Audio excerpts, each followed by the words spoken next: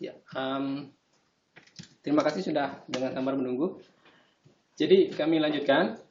Di sini kita lihat ada alur pikiran kenapa ide ini kita munculkan ya untuk percepatan integrasi data. Jadi dengan sumber daya yang masih terbatas, server yang belum aktif, jadi kami memikirkan bagaimana cara yang paling mudah dan juga tidak memberatkan dari segi anggaran, karena ini akan menjadi bahan gitu ya. Kalau yang mudah dan tidak membebani anggaran itu sudah berhasil, kita akan coba mengusulkan server untuk diaktifkan kembali dan dilengkapi infrastrukturnya di pusat maupun di UPT untuk bisa di-online-kan sistem data sharingnya. Jadi sementara ini dan mungkin akan menjadi baseline atau menjadi acuan di kita di Kualitas Udara, bahwa dengan bermodalkan akun Google itu bisa menggunakan yang namanya Google Sheet ya, atau basisnya dari Google Doc. Cuma Google Sheet ini bentuknya seperti Excel dan mudah sekali dimanfaatkan karena tampilan, kemudian juga rumus, grafik, dan fungsi-fungsi lainnya itu sangat mirip dengan Microsoft Excel. Dan ini adalah open source. Jadi ketika kita mempunyai akun Google, kita bisa buat ya di pusat, kita buat. Lalu template yang sudah dibuat di pusat itu kita share ke masing-masing UPT atau masing-masing lab mini melalui operatornya masing-masing. Nah, fungsi dari template ini tentunya akan memudahkan kita data sharing ya. Ya, kita lihat di sini data sharingnya. Di sini akan terjadi data sharing, tukar-menukar data, mulai dari data yang pertama kali dianalisis oleh lab mini. Kemudian ketika sampel datang ke lab di pusat, kami juga akan menganalisis. Dan kita akan melihat data masing-masing. Di sini data yang dihasilkan di lab pusat dan juga oleh lab mini, kita akan kembali lanjutkan melalui proses QA/QC data, atau kita ingin melihat performanya, apakah kualitas datanya sudah baik. Kalau data sudah baik, berarti di sini sudah didukung oleh peralatan yang baik pula, standar-standar atau bahan kimia yang masih bagus, dan juga skill dari operator yang baik. Ketika kualitas data berkurang, ketiga hal yang tadi yang perlu kita garis bawahi. Mungkin ada peralatan yang perlu penggantian spare part, ataupun standar atau buffer pH yang perlu dibeli kembali karena mungkin yang stok sudah tidak bagus kondisinya, dan kemungkinan juga skill yang belum terlatih pada operator. Nah, ketiga hal ini akan mendukung kualitas data. Nah, ketika kualitas data sudah baik, tentunya akan membuat website BMKG terupdate secara cepat, sehingga menjadi informasi yang sangat berguna untuk masyarakat. Dan ini QA/QC data ini juga ada fungsinya di dalam template Google Sheet ini. Jadi nanti kami akan tunjukkan.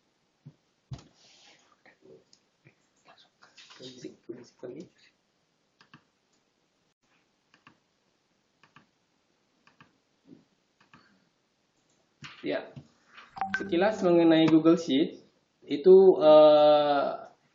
di sini bisa dilihat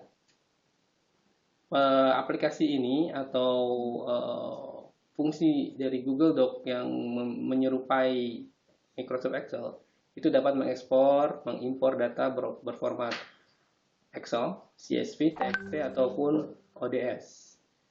Kemudian juga ini kita bisa melakukan pengeditan secara online ya. Jadi teman-teman di UPT, di lab mini dan di pusat bisa saling melihat dan mengedit data yang tentunya yang di open ya, yang tidak dikunci. Kemudian juga menggunakan format dan formula untuk membuat perhitungan-perhitungan ataupun membuat grafik. Dari Google Sheet juga kita kalau login menggunakan akun Google ya atau Gmail, itu kita bisa melakukan chat. Dan juga ketika online itu bisa masing-masing bisa melihat aktivitasnya, apakah sudah melakukan edit atau melakukan perbaikan, itu akan terlihat. Berbeda dengan sistem yang ada di server sekarang ya, seperti database KU misalnya, itu harus memiliki fungsi login dan juga password. Ini menurut kami ini agak menyulitkan untuk mendata kapan terakhir UPT login atau kapan terakhir mengambil data gitu ya. Itu kami akan kesulitan melihatnya. Tetapi dengan menggunakan Google Sheet, informasi itu akan muncul. Kapan terakhir login, kapan terakhir edit data atau mengambil data.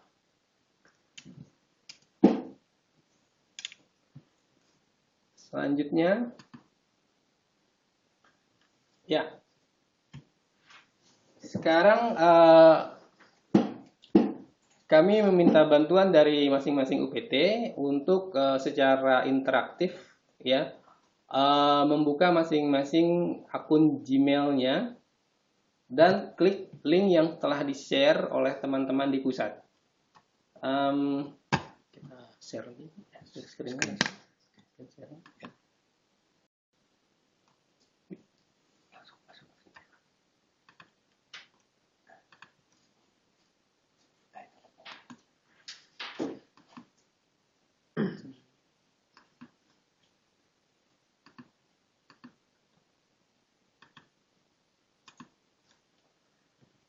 Baik, jika Bapak Ibu sudah melakukan login ke masing-masing akun Gmail Lab Mini-nya, itu klik link yang sudah kami kirim. Ya, jadi masing-masing sudah kami kirim, sudah kami share, mulai dari si cincin ya, sampai dengan Bogor itu sudah kami kirim ya. Total ada 19.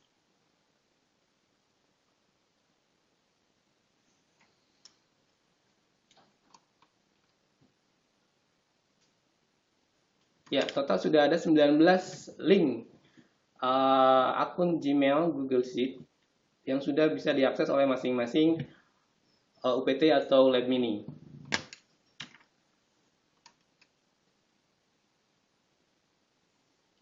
Sebagai contoh, jika kita menampilkan link untuk Bengkulu, akan tampil seperti ini.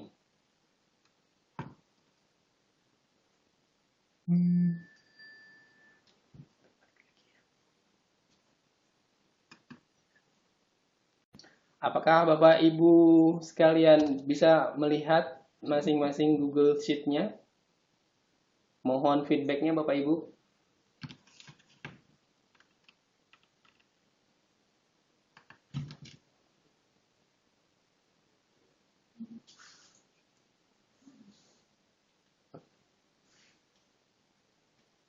Untuk GAW sudah, Stackline sudah bisa buka. Untuk Stackline yang lain, apakah sudah bisa membuka Google Sheet-nya? Kami tunggu yang lain. Silahkan mengakses link yang dibagi atau di-share ke masing-masing akun Gmail. Ya, sudah tampil.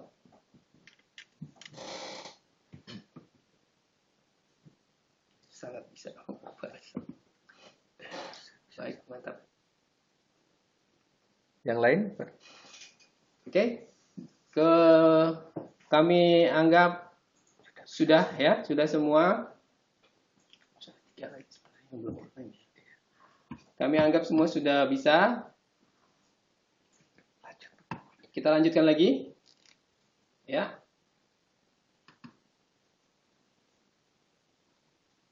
Sudah paham semua ya, jadi tinggal klik saja linknya. Ya.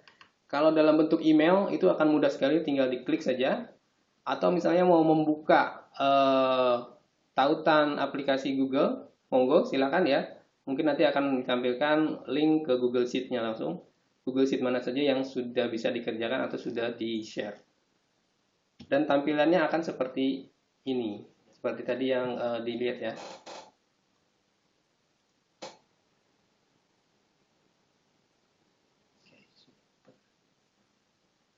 Baik, Bogor, sekali lagi Bogor, dikonfirmasi apakah sudah bisa mengakses?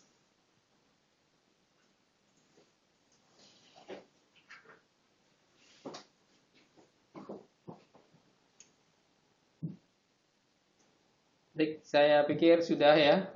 Kita lanjutkan lagi.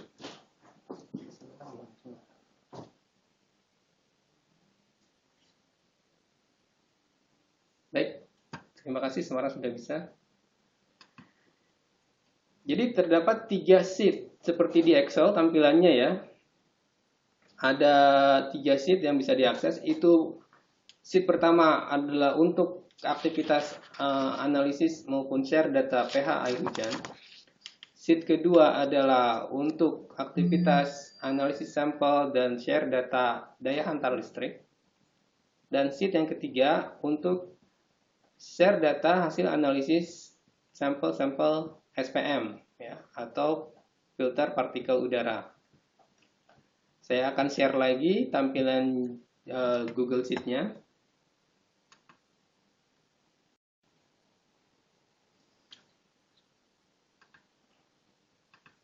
Ya, jika kita lihat Bengkulu di sini akan dilihat hasil yang pernah dikirim dari Bengkulu ya. Di sini ada ditunjukkan mulai dari curah hujan dari sampel yang disampling. Di sini ada tanggal sampling. Kemungkinan tanggal samplingnya formatnya harus diubah nih ya. Tapi ini adalah tanggal sampling di sini. Kemudian ada total curah hujan. Kemudian bobot sampel atau botol dan air hujan yang ditimbang ya. Ini kemungkinan yang ditimbang di lab mini ya. Di lab pusat juga mungkin akan ditimbang, nanti akan kelihatan hasilnya. Di sini juga ada keterangan sampling, apakah sampel itu memiliki volume yang cukup atau kondisi peralatan. Silahkan di-update ya, ditulis kondisi-kondisinya. Lalu di sini ada analisis untuk standarisasi alat ya. Ada buffer untuk pH 4. Kemudian kondisi ideal untuk laboratorium adalah 25 derajat. Ini harus dipastikan juga ya. Tidak boleh lebih dari 25 derajat. Rentangnya 20 sampai 25 derajat ya. Sehingga akan mendapatkan nilai buffer yang bagus seperti hasil di lab pusat ini.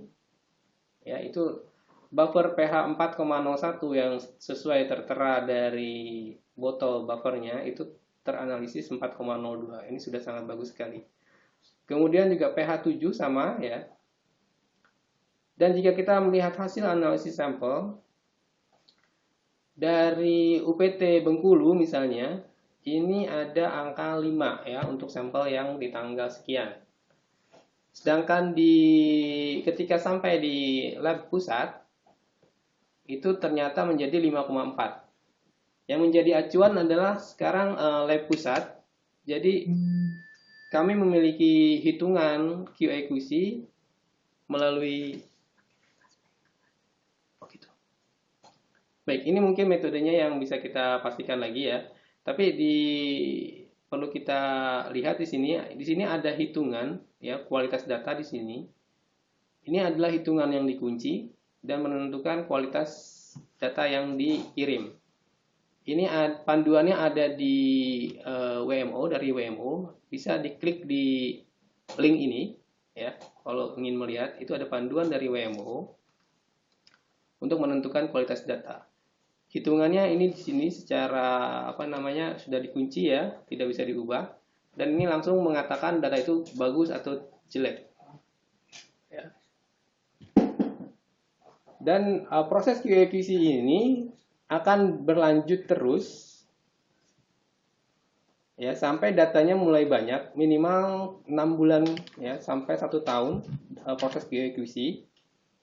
Ketika proses QA/QC sudah mayoritas mengatakan kualitas data adalah good atau baik, maka kami percaya Lab Mini sudah melakukan kinerja analisis yang baik. Sehingga akhirnya data dari Lab Mini setelah proses yang panjang tadi, setelah QA/QC, kami akan langsung pakai untuk mengupdate website BMKG yang menampilkan informasi pH misalnya. Kemudian juga akan menampilkan informasi daya antar listrik dan juga SPM. Proses ini masih panjang, jadi kami memerlukan kerjasama dari masing-masing Lab Mini untuk tetap menganalisis dan tetap mengirimkan sampel ke lab di pusat secara tepat waktu ya tentunya. Ini untuk memudahkan QA/QC data. Tapi setelah di atas 6 bulan, ya, kami akan mencoba melepas dan QA/QC data akan dilakukan secara random, ya, secara acak.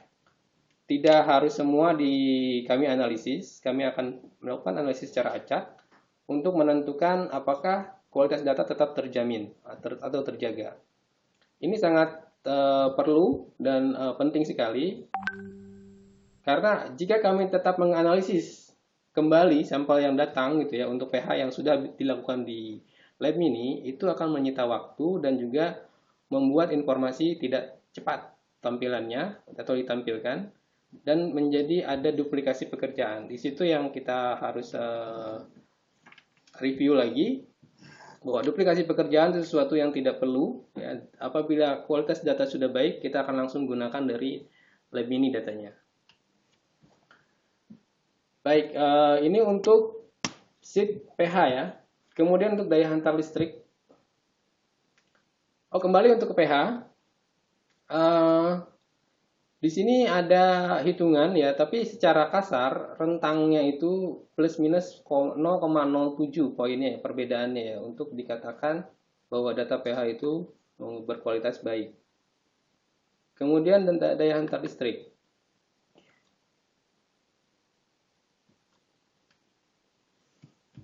Ini tampilannya hampir mirip. Dan juga tadi ada grafik di sini ya. Ini untuk memudahkan teman-teman di UPT untuk melihat dan menghasilkan grafik dari data-data yang dikirim. Jadi ini nanti bisa digunakan langsung untuk informasi ke masyarakat, untuk informasi per bulannya. Jadi di sini ada bulan apa, ya, tahun berapa, itu nanti akan langsung terlihat. Dan sementara ini masih ada dua tampilan dari UPT Lab Mini dan juga dari pusat. Jika QA/QC data sudah berjalan baik dan data terjamin tidak turun naik kualitasnya ya, ini akan menggunakan satu bar ya, cuma menggunakan data dari Lab Mini. Jadi tidak ada lagi tampilan grafik dari lab pusat untuk parameter pH dan daya hantar listrik. Juga SPM. Seperti ini.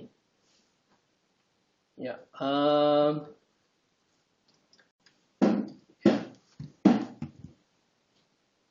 Setelah panjang lebar tadi, sebenarnya ini adalah step-step yang SOP ya, step-step SOP yang perlu dilakukan. Dan ini akan kami share ke semua UPT Lab ini.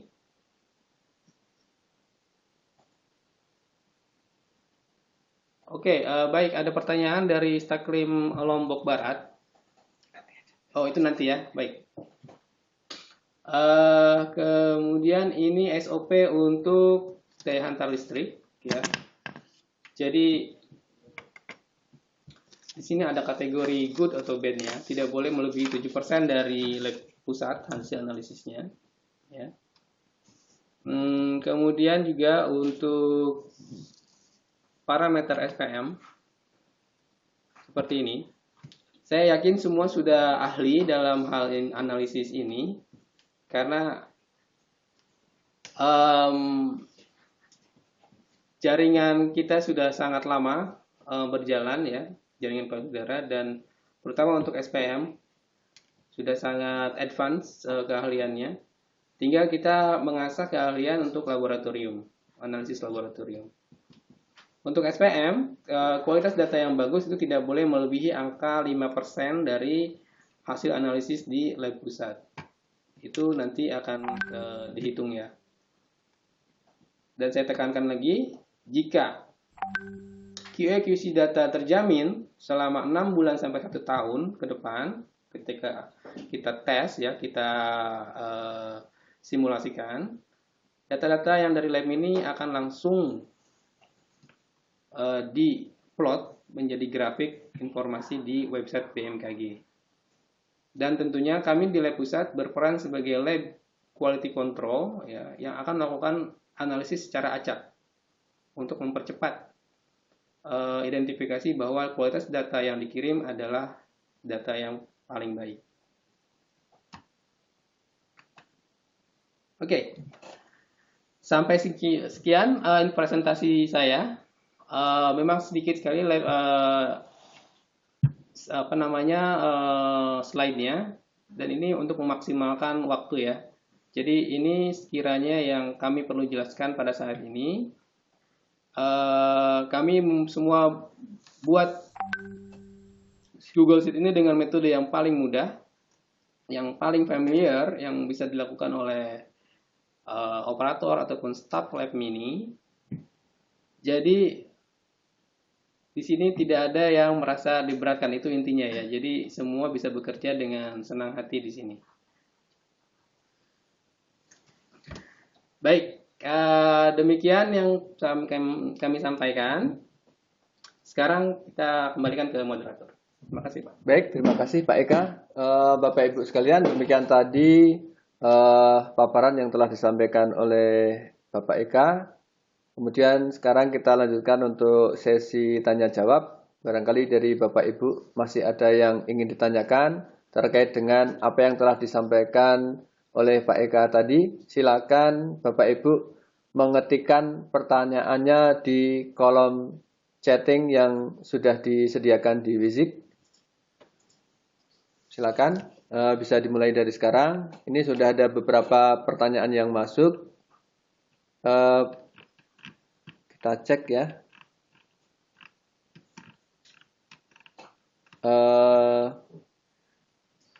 Ini ada pertanyaan yang pertama dari Staklim Lombok Barat. Mungkin nanti langsung bisa dijawab, Pak Eka.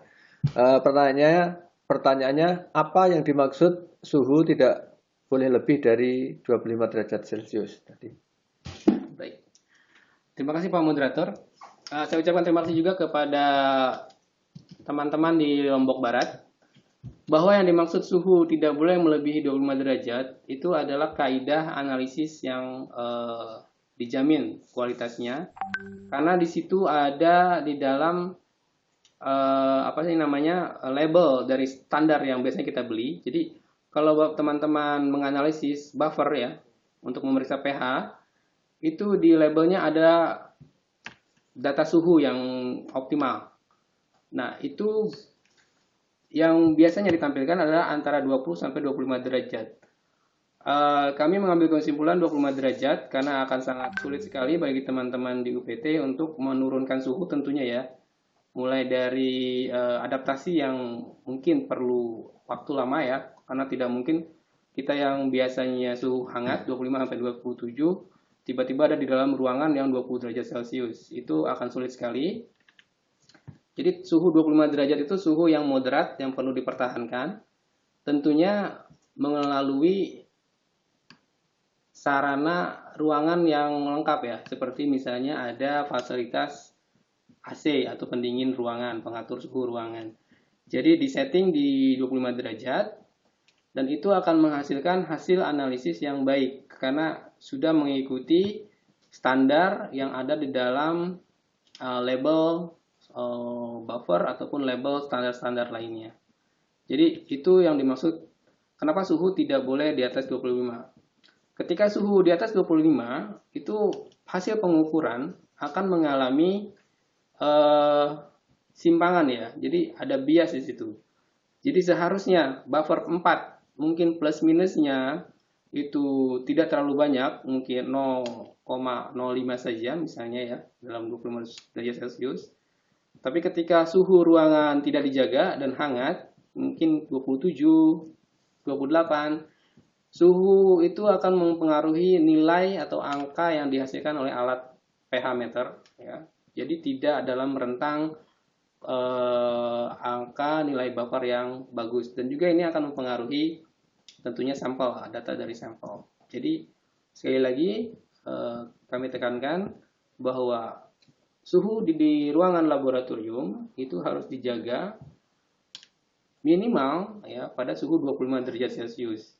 Jika bisa dijaga lebih rendah dari itu, misalnya 20 atau 22, itu lebih baik lagi. Tentunya itu perlu adaptasi ya, dan juga perlu dukungan dari sarana dan prasarana di laboratorium ini. Baik, itu mungkin yang bisa kami jawab. Dan ini juga standar-standar suhu ini sudah dijelaskan oleh WMO di dalam guidelines-nya, bahwa pengukuran yang baik adalah 20 sampai 25 derajat Celcius untuk kondisi lingkungannya. Baik, terima kasih. Baik, terima kasih Pak Eka atas penjelasannya. Kemudian kita lanjut ke pertanyaan berikutnya, yang kedua dari Staklim Malang. Dari Staklim Malang menanyakan data yang dikirim masih kosong. Mohon penjelasannya. Baik, untuk yang kosong ini maksudnya Google Sheet-nya kosong, tidak ada datanya, gitu ya. Jadi memang sementara kami mengirimkan Google Sheet ke masing-masing lab mini itu berdasarkan kemampuan kami di sini ya. Jadi ada beberapa yang belum kami lengkapi dengan data. Nanti akan tentunya dilengkapi sebagai contoh pengerjaan gitu ya.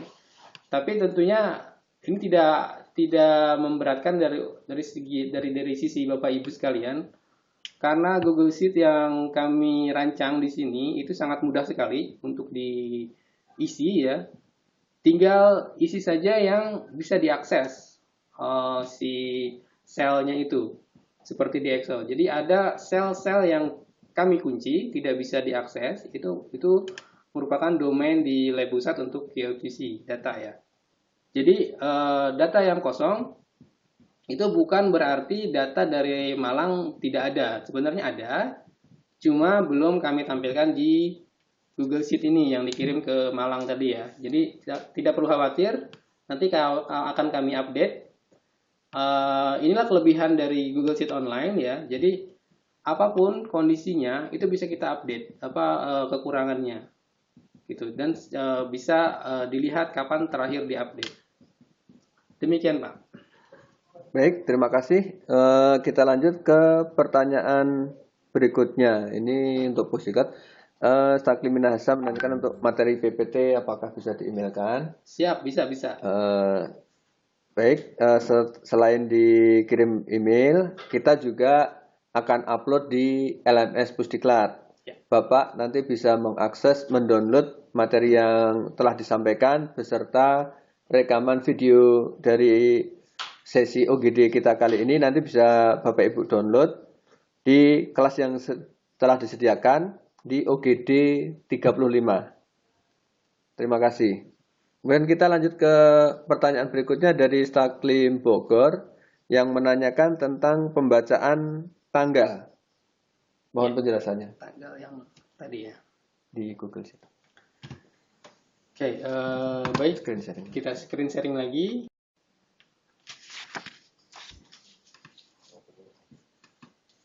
Ya, ini tampilan tanggal memang masih bermasalah ya. Seharusnya ini bentuknya seperti format biasa ya, seperti tanggal yang kita biasa buat. Ini mungkin ada kesalahan pembacaan dari Google Sheet ya. Mungkin format yang kami buat di Excel itu diubah oleh Google. Ini nanti akan diupdate juga ya. Jadi format tanggal ini seharusnya tidak seperti ini. Kami akan update dan langsung akan terlihat nanti ya Pak. Jadi Bapak Ibu bisa melihat kapan terakhir kali kami ubah settingan ini akan terlihat di situ. Tapi jangan khawatir bahwa format tanggal sampling tidak seperti ini ya. Jadi tanggalnya seperti yang biasa Bapak Ibu lakukan, ada tanggal, garis miring bulan, garis miring tahun. Jadi bukan seperti ini. Demikian Pak.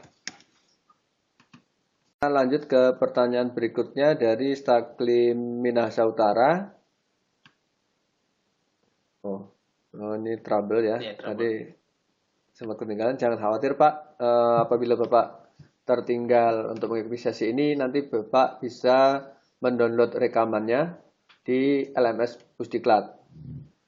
Kemudian untuk pertanyaan berikutnya dari Staklim Jemberana yang menanyakan untuk sampel air hujan apakah perlu ditimbang untuk beratnya, karena selama ini kami tidak pernah menimbang berat sampel air hujan.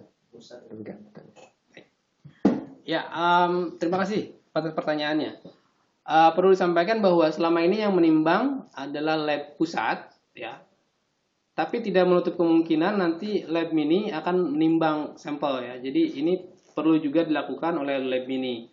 Karena seperti yang tadi kami sampaikan, bahwa kinerja yang akan dicapai itu pasti kinerja yang baik, sehingga menghasilkan data yang baik. Dan ketika data yang baik itu sudah berhasil dipertahankan, data akan kami pakai langsung untuk mengupdate website informasi BMKG di link kualitas udara. Jadi untuk penimbangan sampel itu memang sangat penting untuk melihat rata-rata tertimbang dari masing-masing parameter ya. Rata-rata tertimbang dari misalnya pH untuk 1 bulan dari beberapa sampel yang datang itu perlu ya. Jadi kami perlu data curah hujan, data bobot sampel atau berat sampel. Itu keperluannya untuk melihat nilai rata-rata tertimbangnya. Jadi nanti mungkin ada perubahan di SOP Lab Mini untuk analisis pH atau air hujan ya. Jadi mungkin kedepannya akan ada tambahan untuk menimbang sampel. Itu yang di dalam botol yang sudah dituang ya Pak ya, Bapak Ibu ya. Jadi nanti botol kosong sudah kami ketahui bobot rata-ratanya. Nanti bobot botol plus bobot sampel air hujan itu silakan ditimbang, nanti silakan juga disampaikan ke kami. Demikian Pak. Baik, terima kasih Pak Eka. Kita lanjut ke pertanyaan berikutnya ya. Ini ada cukup banyak pertanyaan juga. Dari Staklim Muaro Jambi yang menanyakan untuk aplikasi Lab Mini yang dulu apakah tetap diisi atau sekarang dipindah ke Google Sheet ini? Mohon penjelasannya. Terima kasih. Baik, terima kasih atas pertanyaannya dari Jambi. Memang ada aplikasi yang tadi kami sampaikan bahwa server sudah kami coba adakan dan sudah ada di pusat. Kami tinggal memenuhi infrastruktur lain seperti misalnya local PC untuk masing-masing lab mini dan juga jaringan ke data center atau database di BMKG pusat. Ini yang belum kami lakukan. Jadi sementara baru ada local PC di 3 lokasi, yaitu salah satunya Jambi, kemudian di Kayuwatu, Manado ya, atau di Minahasa Utara. Kemudian satu lagi ada di Staklim Kupang. Jadi baru 3 lokasi itu yang memiliki local PC. Dan local PC tersebut juga belum efektif disambung ke server. Jadi silakan saja apabila masih memakai aplikasi Lab Mini tersebut. Tetapi perlu digarisbawahi, Google Sheet ini adalah aplikasi yang paling mudah saat ini untuk dilakukan demi menjaga atau mempercepat integrasi data dari Lab Mini dan juga analisis kualitas datanya. Jadi sekali lagi, apabila aplikasi Lab Mini yang ada di 3 lokasi tersebut yang masih berfungsi dan masih akan difungsikan, kami persilakan. Dan juga nanti datanya tinggal copy paste saja ke Google Sheet yang sekarang kita operasikan. Demikian, terima kasih. Baik, terima kasih Pak. Kita lanjut ke pertanyaan dari GAW ya, yang menanyakan data stasiun GAW Bukit Koto Tabang tertera dengan kualitas bad. Apa yang menyebabkan data dari stasiun GAW hasil pengukuran pusat menjadi bad, sedangkan hasil pengukuran stasiun GAW dalam kondisi baik? Demikian, Pak, pertanyaannya. Baik. Ya. Kita akan screen sharing dulu ya. Terima kasih pertanyaan untuk Kota Tabang.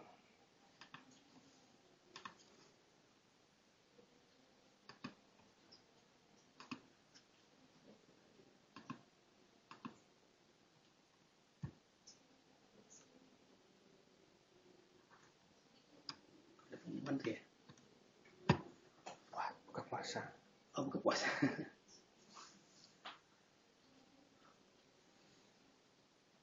Ya, betul sekali. Di sini ada keterangan kualitas data untuk pH menjadi bad ya di sini ya. Bisa dilihat bahwa hasil analisis dari lab Kota Tabang dengan lab di pusat itu berbeda, perbedaannya sangat jauh sekali ya. Ini di Kota Tabang bahkan kecenderungannya memiliki sampel yang apa sih namanya cenderung normal ya dari air hujan. Tetapi ketika kami analisis itu menjadi angka 4. Ini memang perlu kami lakukan verifikasi ulang ke Kota Tabang. Bagaimana misalnya dua alat yang berbeda di GAW dan di lab pusat menganalisis sampel yang sama. Ini belum kami lakukan karena memang datanya terlalu jauh di sini ya, terlalu jauh perbedaannya. Jika melihat sampel atau data hasil analisis dari lab lain, itu datanya hampir mirip, cuma perbedaannya di dua desimal belakang saja. Sedangkan untuk GAW memang ini agak perbedaan yang cukup mencolok. Ini sementara kita perlakukan tidak langsung apa adanya, jadi masih perlu kita perbaiki. Dan mungkin ada metode kunjungan ke GAW selanjutnya ya. Bagaimana kami mungkin membawa alat dari lab pusat pH meter ke GAW untuk dibandingkan apakah masalahnya ada di pengiriman. Karena kan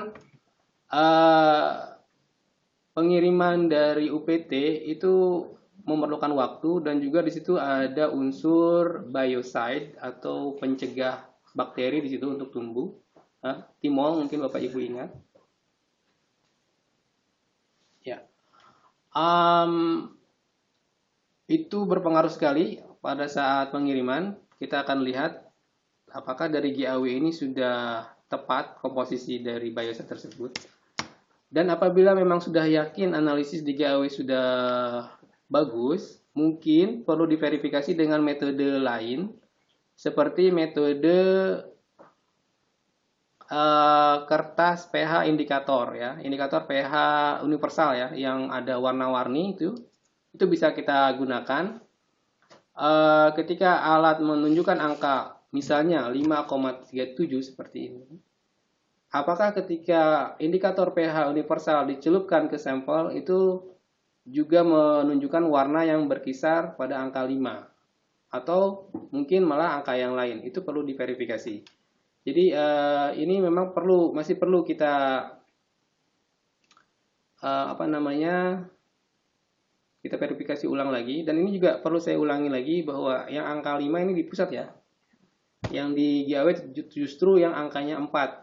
Ini yang memang kecenderungan kami sejak lama. Di GAW ini kenapa sampel air hujannya sangat asam gitu ya. Seharusnya GAW ada di kisaran 5. Karena kondisi lingkungan yang remote ya, yang menjadi background dari lokasi yang belum tercemar. Ini juga jadi sorotan kami di pusat. Dan tentunya kami tidak menutup untuk kemungkinan-kemungkinan untuk verifikasi kenapa datanya seperti ini.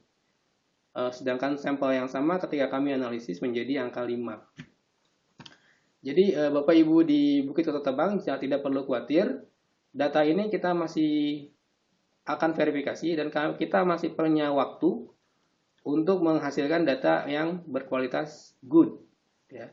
Jadi kami akan coba semaksimal mungkin untuk bagaimana data dari GAW bisa dinilai menjadi data yang berkualitas bagus sehingga menghasilkan informasi yang bisa di-upload atau di-update ke website BMKG secara cepat.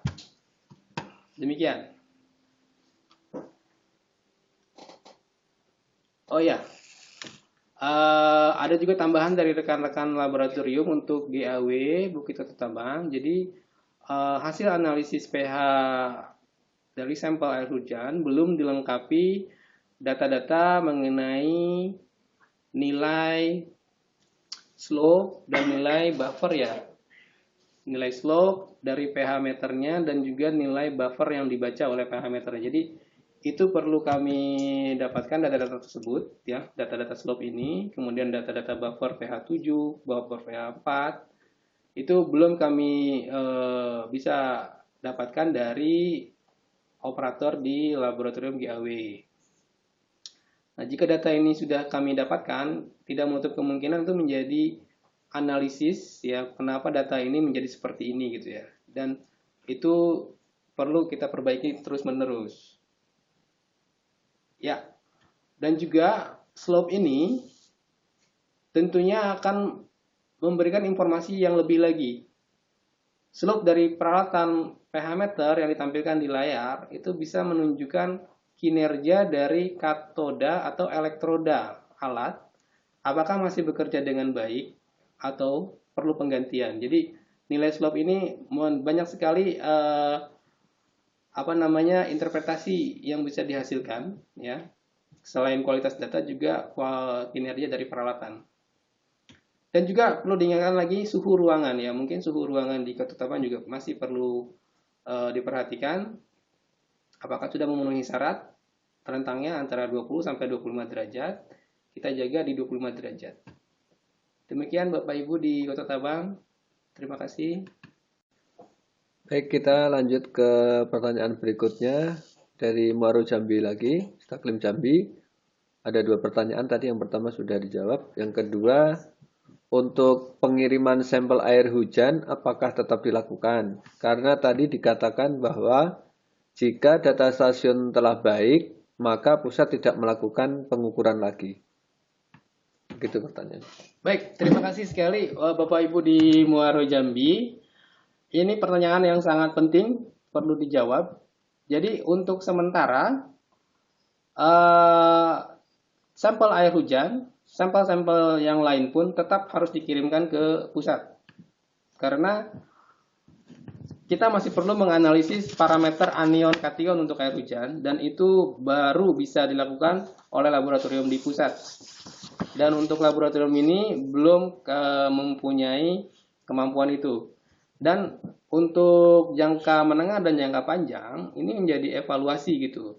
Ketika kualitas data untuk pH dan daya hantar listrik air hujan sudah menunjukkan nilai kualitas yang bagus, ini menjadi evaluasi kami di pusat bahwa skill di lab mini sudah bagus dan perlu ditingkatkan kinerjanya.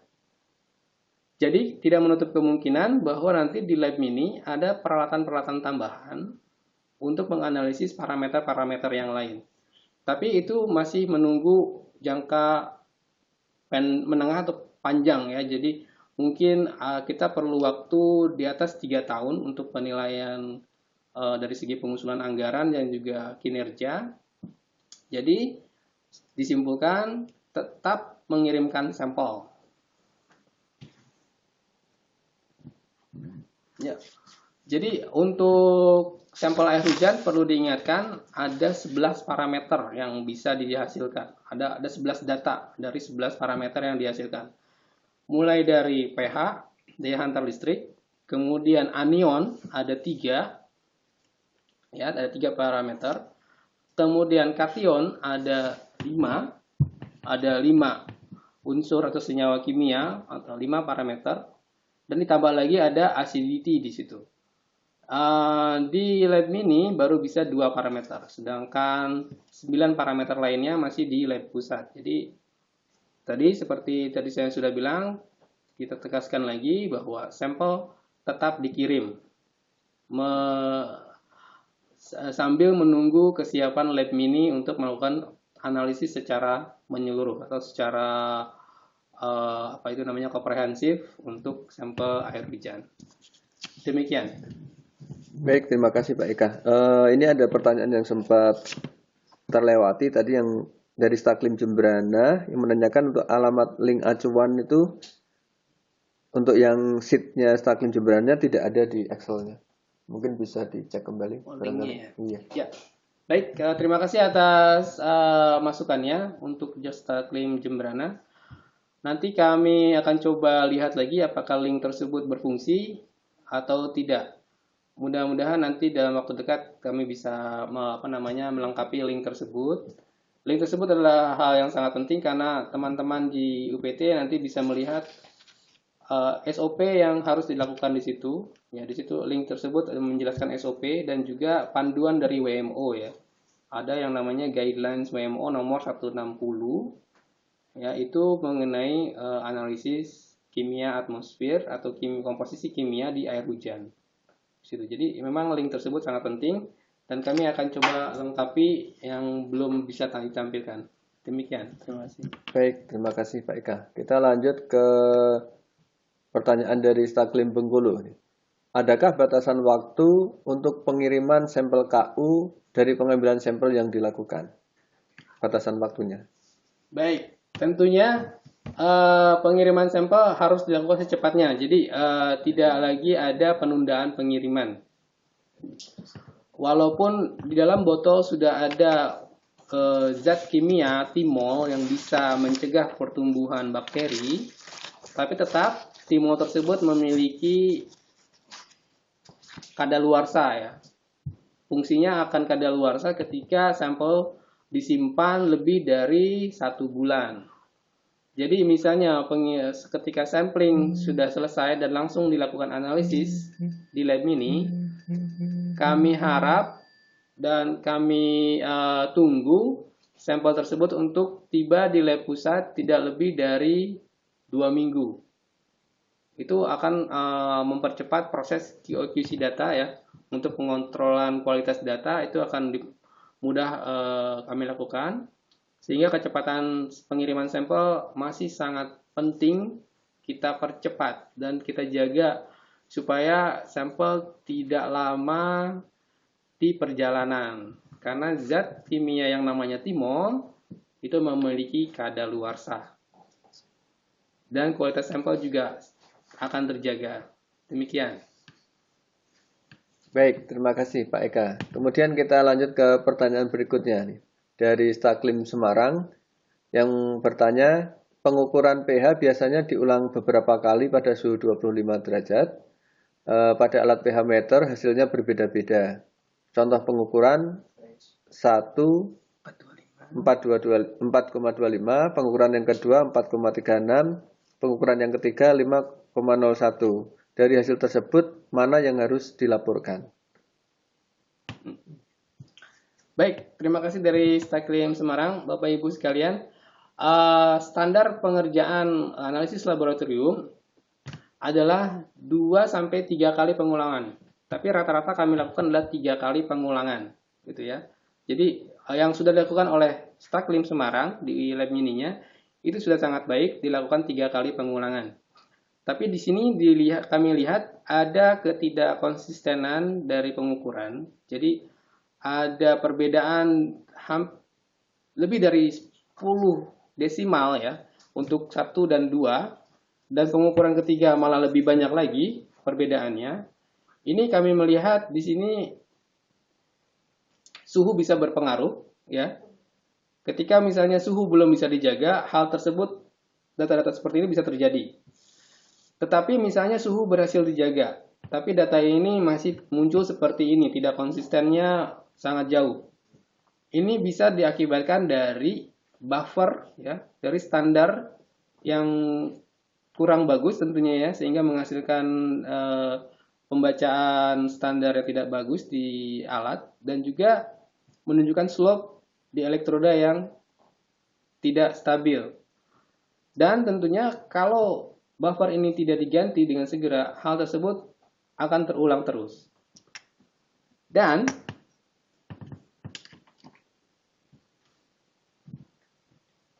ya, kami dapat masukan lagi dari kawan-kawan di laboratorium. Lab Mini dari Semarang belum melaporkan pengukuran atau nilai angka buffer ya yang dibaca oleh peralatan pH. Jadi ini kami perlukan datanya untuk melihat dari kinerja peralatannya. Apakah buffernya masih bagus kondisinya dan juga elektroda alatnya terlihat bagus dari slope-nya. Jadi ketika suhu sudah bisa dijamin 25 derajat, seperti tadi di awal saya sampaikan, ada dua hal lagi di peralatan yang perlu kita yakinkan konsisten, yaitu kualitas dari standar atau buffer yang perlu dijaga. Jadi perlu ada penggantian secara berkala. Misalnya ketika buffer sudah dipakai selama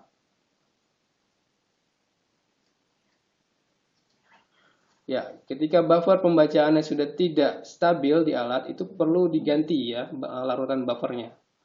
Kemudian jika larutan buffer yang sudah diganti juga menghasilkan data yang kurang bagus, kurang stabil, itu adalah ada lagi tersangkanya Bapak Ibu sekalian, yaitu elektrodanya atau katoda yang dicelupkan ke air itu perlu diganti. Jadi memang ini sangat banyak sekali yang perlu kita perhatikan. Kami pun di lab pusat selalu mendapatkan hal-hal seperti ini, dan tentunya sekarang kami antisipasi dengan penganggaran ya, pengadaan untuk standar dan juga pengadaan untuk penggantian dari elektroda pH meternya.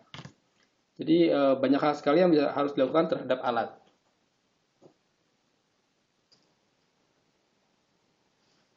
Jadi indikator elektroda itu masih bagus, itu slope-nya harus berkisar di 100 nilainya, plus minus 2 ya.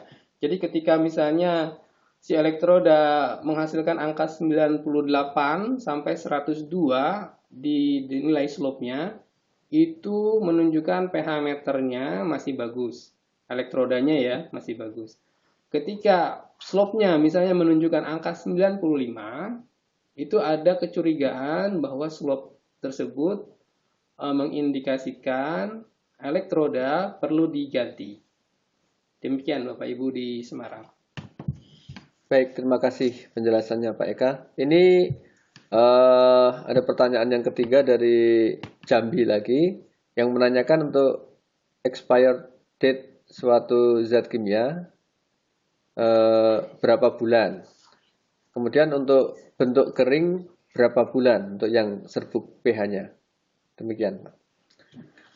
Baik, terima kasih kembali untuk Muara Jambi. Pertanyaannya sangat banyak dan sangat spesifik.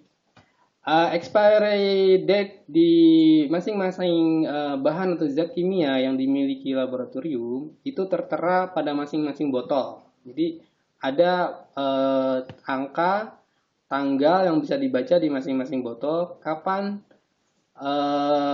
si zat kimia tersebut sudah expire atau belum. Misalnya yang bentuk kering seperti serbuk pH ya, ketika memiliki sekian waktu beberapa bulan di dalam kemasannya, ada mungkin bisa kita adopsi ya, mungkin kita bisa adopsi beberapa bulan dari tanggal tersebut masih dianggap bagus ya. Tapi saya harap ketika misalnya bulan ini sudah expire, itu 2 bulan ke depan tuh sudah ada yang baru Bapak Ibu sekalian. Jadi kita tidak boleh lama-lama menyimpan bahan kimia baik cairan maupun yang kering di lab mini. Harus segera diganti dalam jangka waktu 1 sampai 2 bulan. Kalau di atas 2 bulan itu sudah sangat kadaluarsa. Demikian. Baik, terima kasih. Ada tambahan? Oh ya. Untuk serbuk yang berbentuk serbuk untuk pH ya, buffer pH, itu juga perlu diperhatikan pelarutnya atau airnya. Jadi pelarut untuk si serbuk tersebut itu menentukan kualitas si buffer.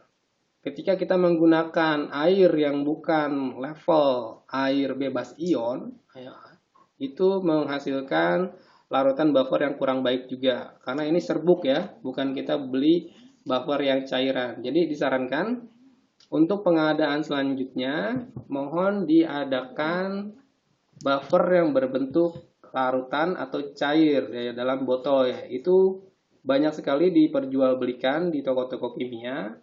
Ya, mohon tidak lagi menggunakan serbuk pH. Demikian. Baik, terima kasih Pak Eka. Kita lanjut ke pertanyaan berikutnya dari GAW. Apakah ada rencana pergantian peralatan di daerah? Karena seperti di GAW, ARWS sudah tidak dapat menutup secara otomatis.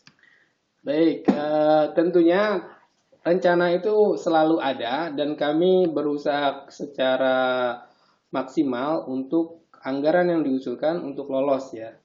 Jadi seperti tahun ini ada beberapa unit yang diloloskan oleh tim di penganggaran. Tentunya tidak akan cukup untuk mengganti semua yang rusak kondisinya ya. Jadi ada beberapa yang kami pilih. Dan untuk GAW mungkin ini jadi semacam fokus ya, bahwa kami harus segera mengganti yang di Bukit Kota Tabang. Jadi mohon bersabar, mohon tunggu kabar dari kami kapan akan dilakukan penggantian. Kami tidak bisa menjamin tahun ini gitu ya. Jadi kami akan melihat realisasi dari anggaran yang kami usulkan. Demikian. Baik, terima kasih. Oke. Kemudian kita masih ada 15 menit lagi. Baik, Pak. Kita coba jawab untuk pertanyaan-pertanyaan sudah masuk. Dari Staklim Lombok Barat menanyakan yang dimaksud bad atau good, apakah kualitas data atau kualitas sampel air hujannya. Kemudian untuk data dukung sampel SPM, tekanan udara menggunakan QFE atau QFF. Demikian. Q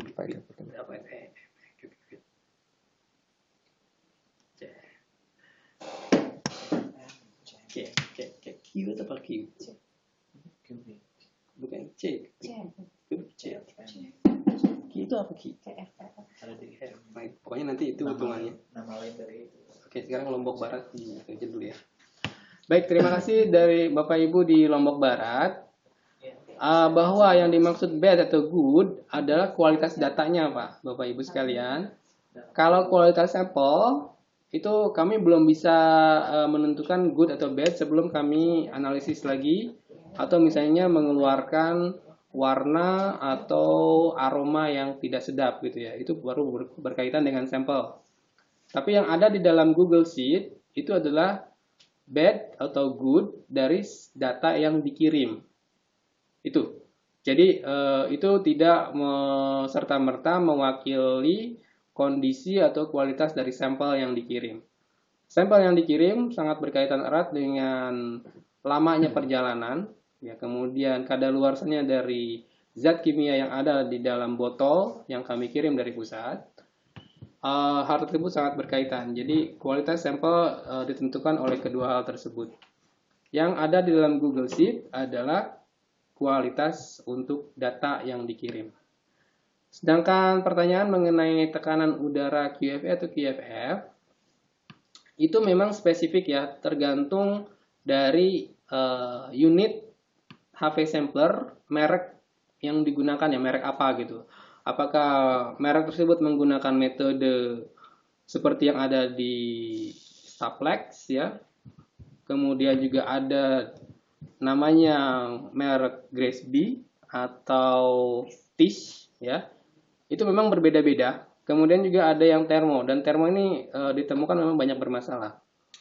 Tapi perlu ditekankan bahwa data tekanan udara itu digunakan untuk mengkoreksi volume udara yang dihisap atau disedot oleh alat HP sampler. Jadi data tekanan udara bisa bentuknya ini tekanan udara ya, bukannya flow ya. Soalnya pertanyaan ada tekanan udara. Kalau tekanan udara bisa juga menyertakan data dari pembacaan barometer di masing-masing UPT gitu ya, pada saat sampling tentunya ya. Jadi itu satuannya silahkan pakai yang mana saja. Nanti perhitungannya akan kami sesuaikan dan kami update di masing-masing Google Sheet-nya. Demikian. Baik, terima kasih. Kita lanjut ke pertanyaan berikutnya dari Staklim Semarang yang menanyakan di mana bisa mendapatkan air buffer. Baik, terima kasih Semarang untuk pertanyaannya. Kota Semarang saya pikir merupakan kota besar ya di Indonesia. Jadi di sana banyak sekali toko-toko bahan kimia yang berkualitas ya. Jadi silahkan dicari di Google misalnya ya. Itu di mana untuk bahan-bahan kimia didapatkan untuk analisis ya. Yang kita gunakan adalah level analisis yang cukup tinggi akurasinya. Jadi grade dari sampel itu harus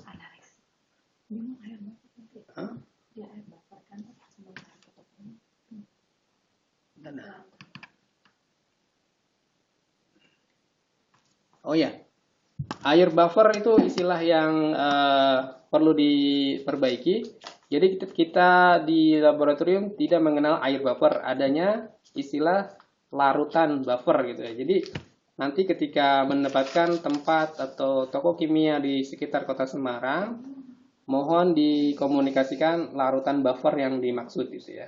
Jadi ada larutan buffer pH 4 dan larutan buffer pH 7 yang harus dibeli di masing-masing UPT.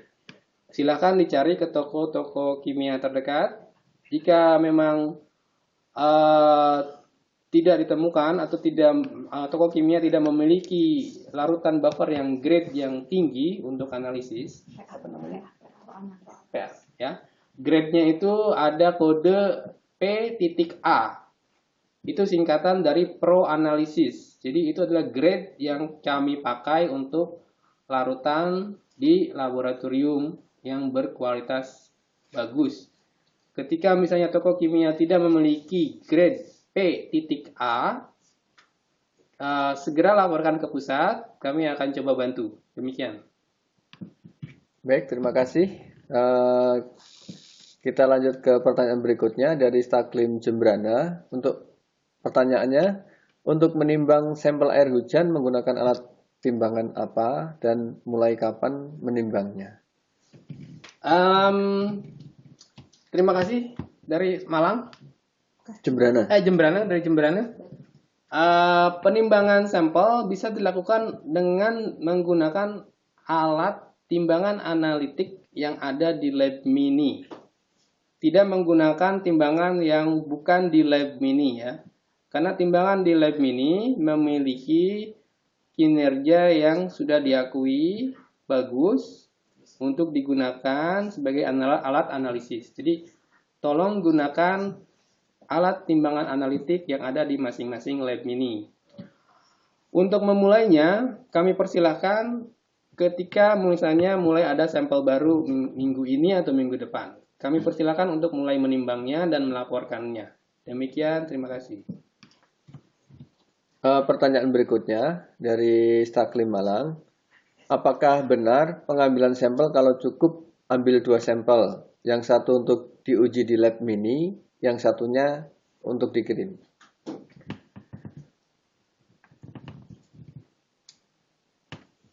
Baik,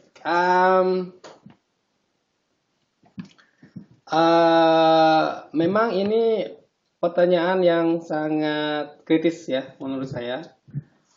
Dari Staklim Malang, baik sekali pertanyaannya. Yang kami kirimkan botol dari pusat ke masing-masing lab mini itu terbatas ya. Jadi belum bisa melakukan penempatan sampel pada 2 botol yang bisa disimpan di lab mini satu dan dikirim satu ke pusat. Jadi itu akan sangat terbatas. Dan kalaupun itu akan dilakukan, kiranya mohon tunggu kabar dari kami ya, karena kami juga sedang melengkapi pengadaan botol-botol sampel air hujan. Jadi untuk sementara cukup di satu botol dulu ya, dibikin dalam satu sampel, dianalisis 2 kali. Satu di lab mini, ketika selesai dikirim ke lab pusat. Dan tidak menutup kemungkinan ketika botol-botol yang kami kirimkan jumlahnya memadai, kami akan persilakan sampel yang ada di dalam ARWS ditampung ke dalam 2 botol. Satu botol disimpan di lab mini dan satu botol dikirim. Tapi perlu saya tekankan lagi di sini, tunggu kabar dari kami. Demikian, terima kasih. Lanjut ke pertanyaan berikutnya dari Staklim mana nih ya 97184. Kapan dilakukan analisis hujan dan SPM? Apakah sampel didiamkan semalam atau langsung dianalisis setelah diambil? Demikian. Baik, terima kasih. Seperti tadi yang saya bilang, saya sampaikan bahwa kondisi optimum untuk analisis adalah 25 derajat Celcius.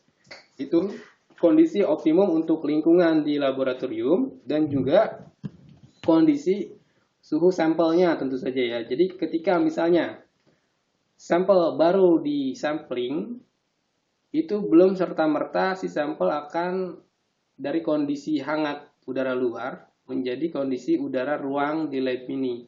Jadi kita perlu melakukan yang namanya conditioning sampel. Jadi sampel perlu dikondisikan suhunya supaya sama dengan kondisi suhu di lingkungan lab mininya.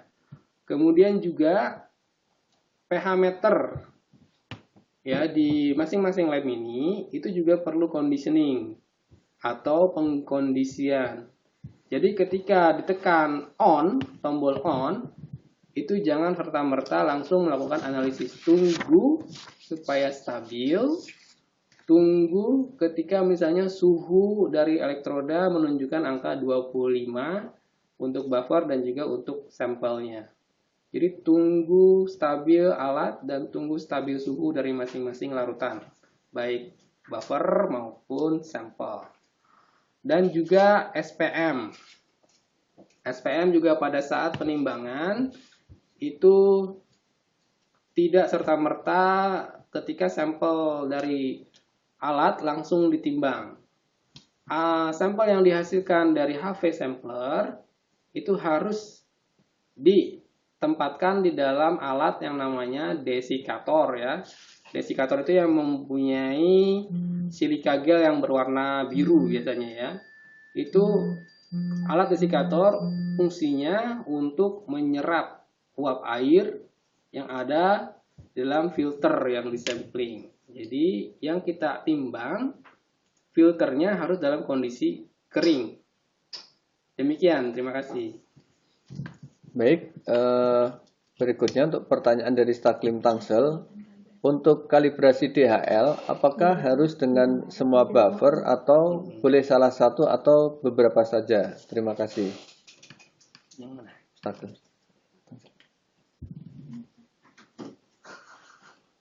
Baik. Terima kasih dari Tangsel. Kalibrasi daya hantar listrik itu menggunakan larutan kalium klorida ya atau KCl yang di dalam botol kemasannya disebutkan spesifik berapa angka mikrosiemennya ya di situ ya, mikrosiemen per sentimeter. Jadi yang perlu diperhatikan adalah itu, apakah angka di KCl itu sesuai standar.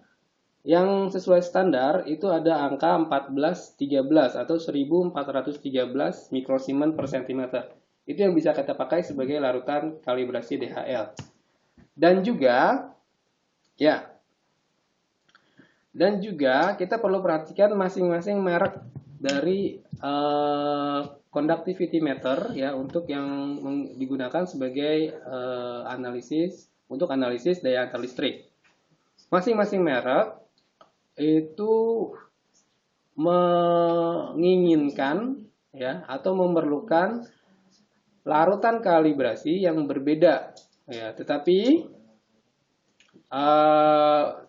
perlu digarisbawahi yang diterima secara internasional bahwa buffer yang memiliki atau bukan buffer ya, larutan standar untuk kalibrasi DHL adalah yang memiliki angka 1413 mikrosiemens per cm. Itu setidaknya kita perlu miliki, tetapi jika pun perlu kita adakan yang sesuai dengan merek tersebut, kita coba carikan ya, tapi itu akan sangat menyulitkan tentunya ya. Ya, dan menurut panduan WMO yang nanti bisa dilihat oleh Bapak Ibu ya di link yang ada di Google Sheet, larutan KCL untuk kalibrasi daya hantar listrik harus ada 3 larutan ya dengan masing-masing konsentrasi. Jadi ada 3 nilai konsentrasi larutan standar. Dan itu ada, kita bisa lihat di link panduan WMO 160. Untuk lebih jelasnya mungkin kita akan melakukan workshop ya di pusat. Kita doakan saja ya. Nanti langkah selanjutnya setelah OGD ini dirasa sangat bermanfaat dan kita perlu aplikasi langsung gitu ya untuk peralatan, sampelnya, kita akan mengadakan workshop khusus mengenai lab mini. Kita doakan saja supaya sebelumnya kan menumpang pada apa itu namanya workshop di Klimat ya. Mudah-mudahan ini akan ada spesifik workshop khusus untuk lab mini demi menjamin kinerja lab mini. Demikian. Baik, terima kasih. Kita batasin deh. Iya, 5 menit lah. Iya. Iya. Kita lanjut ke Staklim Palembang yang menanyakan tadi masalah penimbangan botol seperti apa? Apakah botolnya atau air hujannya? Terima kasih. Baik, terima kasih atas pertanyaannya dari Palembang. Jadi penimbangan tersebut adalah air hujan yang ada atau yang sudah dipindahkan ke dalam botol yang dikirim dari dari laboratorium pusat. Jadi air hujan ditimbang dalam botol yang sudah standar ya, yang sudah dikirimkan. Jadi bukan menimbang air hujan dengan sarana atau wadah lainnya ya. Tetap gunakan botol yang kami kirim, isi dengan air hujan, dan itu yang ditimbang. Demikian. Kita lanjut ke pertanyaan berikutnya dari Staklim Pesawaran. Untuk alat DHL di lab mini kami nilainya tidak pasti, berubah-berubah terus. Buffer untuk kalibrasi DHL bagaimana mendapatkannya? Ya, seperti tadi yang sudah saya jawab untuk Jambi ya. Untuk sebelumnya ya, dari lab mini sebelumnya, ketika ada nilai yang tidak konsisten dari pembacaan daya antar, misalnya daya antar listrik ataupun pH, itu pasti berkaitan dengan kondisi lingkungan dan juga kondisi atau kualitas standar atau buffer ataupun kondisi dari elektroda alat gitu ya. Itu yang perlu kita perhatikan. Nah, ketika suhu sudah, kita perlukan sekarang adalah kualitas dari larutan standar daya hantar listrik. Ya, jadi ini dibedakan ya Pak, Bapak, Ibu sekalian.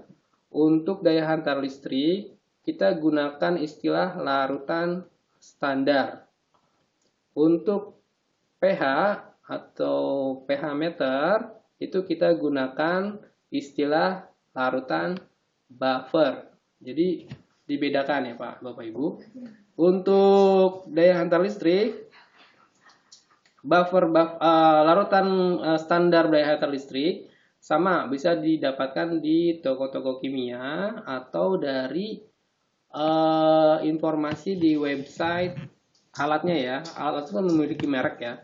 Nanti merek-merek tersebut akan mengarahkan kita kepada siapa mengontak gitu ya untuk perwakilan di Indonesianya. Jadi ketika mereknya misalnya Ohaus atau mereknya misalnya Hak atau mereknya misalnya Thermo, ketika kita search di Google itu dia akan menunjukkan perusahaan mana yang mereka ada perwakilannya di Indonesia. Jadi bisa dilihat di search di Google kalau misalnya toko kimia belum memiliki larutan yang spesifik. Demikian. Baik, terima kasih. Ini untuk pertanyaan. Ya. Oke. Beberapa pertanyaan sudah dijawab di atas ya, untuk hampir sama pertanyaannya.